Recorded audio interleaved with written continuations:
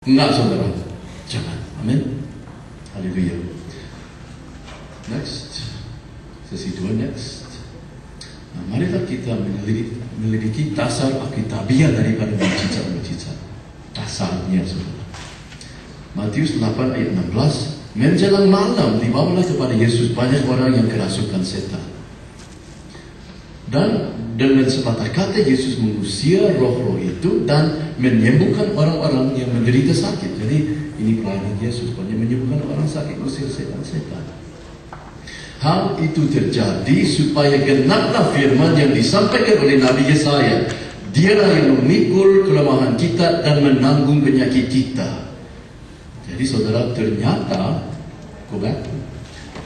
pada waktu Yesus menyembuhkan orang sakit dan mengusir setan, dia sedang menggenapi suatu firman, suatu nubuatan yang pernah disampaikan oleh Nabi Yesaya. Dialah yang memikul kelemahan kita. Jadi patutlah saudara kita membaca ayat tersebut ini dari Yesaya pasal 53 ayat keempat. Tetapi sesungguhnya penyakit kitalah yang ditanggungnya dan kesengsaraan kita yang dipikulnya. Jadi pada waktu Yesus menjalankan mujizat-mujizat, yaitu kesembuhan ilahi, dia menggenapi nubuatan ini. Penyakit kita lah yang ditanggungnya. Next. Padahal kita mengira dia kena tulah, dipukul dan ditindas Allah. Next. Tetapi dia tertikam oleh karena pemberontakan kita, dia diremukkan oleh karena kejahatan kita. Dan saudara, ayat kelima ini adalah nubuatan tentang apa, saudara? Tentang Yesus terpantai pada kayu salib untuk pengampunan dosa kita. Betul? Inilah nubuatannya. Oke, terus ganjaran yang mendatangkan keselamatan bagi kita ditimpakan kepadanya, dan oleh bilur-bilurnya kita menjadi sembuh. Nah, kita kembali ke ayat keempat. Ayat keempat bunyinya penyakit kita lah yang ditanggungnya, yaitu mengenai kesembuhan ilahi, kesembuhan untuk penyakit jasmani kita. Nah, ayat yang kelima mengenai apa, saudara? Mengenai pengampunan dosa melalui Yesus terpantai di kayu salib. Jadi begini, saudara, ayat keempat itu mengenai kesembuhan ilahi, ayat yang kelima itu mengenai pengampunan dosa kita. Nah, apakah ada hubungan di antara ayat yang keempat dan ayat yang kelima? Apakah ada hubungan di antara pengampunan dosa dan kesembuhan ilahi untuk tubuh jasmani kita? Ya, ada, saudara. Ada hubungan secara langsung. Dari manakah asal penyakit, saudara?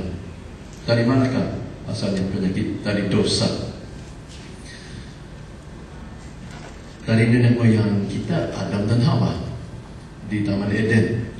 Sebelum mereka berdosa, apakah mereka sudah mengenal penyakit? Tidak, ya. Sebelum mereka berdosa, sehat terus, tidak tahu sakit, tidak tahu menjadi tua, rambutnya tidak tahu menjadi putih. Haleluya, puji Tuhan.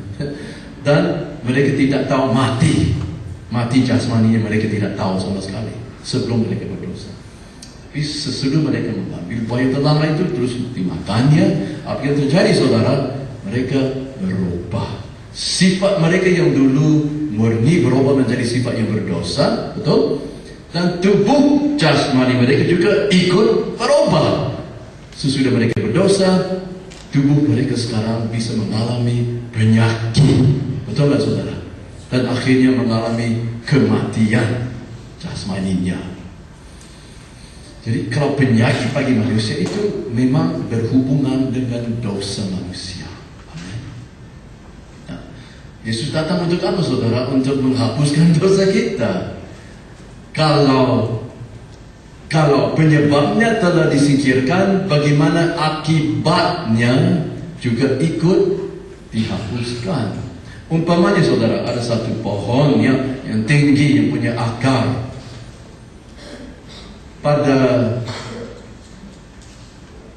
Ada buah-buahan yang banyak pada pohon itu yang terlihat, dan juga ada akar yang mendalam ke tanah.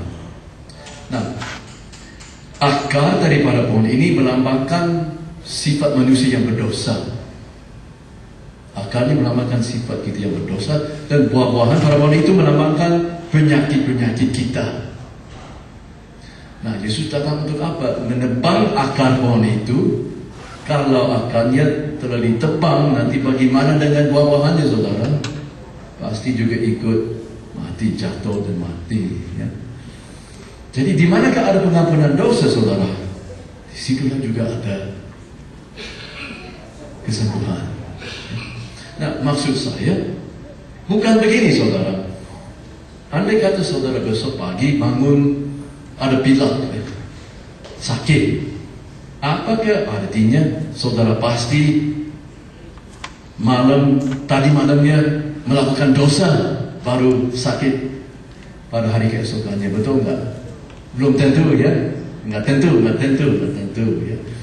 Tetapi begini, karena kita sifat berdosa, jadi kita bisa mengalami penyakit. Belum tentu akibat dari dosa yang tertentu yang pernah kita lakukan. Amen. Tapi juga ada begini, misalnya kalau saya orang tukang rokok, tidak mau bertobat, pada suatu hari hampir paru-paru.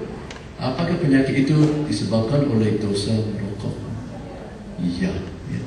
Jadi kadang-kadang ada hubungan langsung, kadang-kadang ada hubungan tapi tidak secara langsung.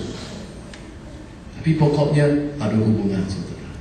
Di manakah kita mengabarkan pengampunan dosa melalui Yesus Kristus, disitulah kita akan menyaksikan mujizat itu, kesembuhan ilahi. Karena kedua-duanya dikaitkan. Amin, saudara. Haleluya.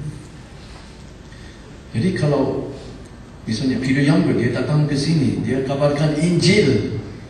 Dan kalau dia kabarkan Injil, banyak kesembuhan ilahi terjadi, saudara. Dihubungkan, dikaitkan. Amin. Dan juga mujizat-mujizat itu juga membuktikan siapakah Yesus itu kepada orang-orang yang menyaksikannya. Satu bukti, satu peneguhan bahwa Yesus itu satu dan setara dengan Allah Bapa. Amin, saudara. Haleluya. Nah, inilah dasar daripada kesembuhan ilahi. Harus dikaitkan dengan penginjilan.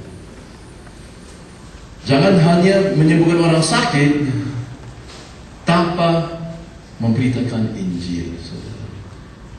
Tahu tak, kalau saudara hanya menyembuhkan orang sakit tanpa pengabaran Injil, saudara hampir seperti dukun.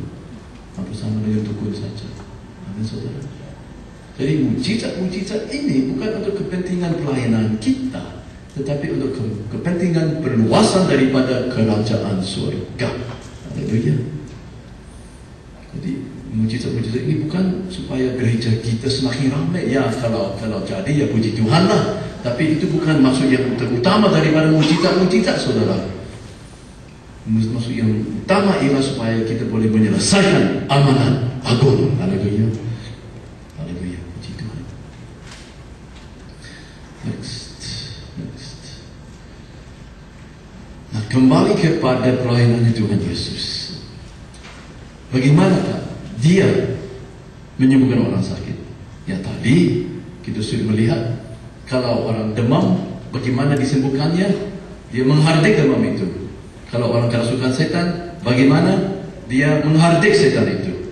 Jadi Yesus tidak pakai berdoa untuk orang sakit atau orang kerasukan, tapi perintah langsung kepada penyakit ataupun setan.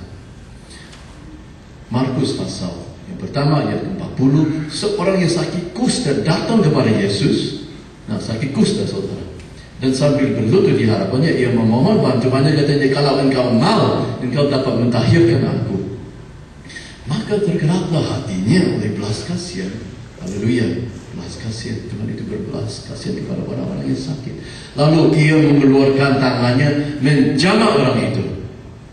Yesus berani menjamah orang yang sakit kusta. Sebetulnya tidak boleh menjamah orang sakit kusta, karena orang sakit kusta itu dianggap najis. Kalau siapa menjamah orang sakit kusta itu kena kenajisannya. Tapi Yesus tidak takut dinajiskan. Kenapa, saudara? Karena Yesus dipenuhi Roh Kudus. Pada waktu Yesus menjamah dia, kuasa itu hanya satu arah saja, saudara. keluar dari Yesus, mentahirkan orang sakit kusta itu.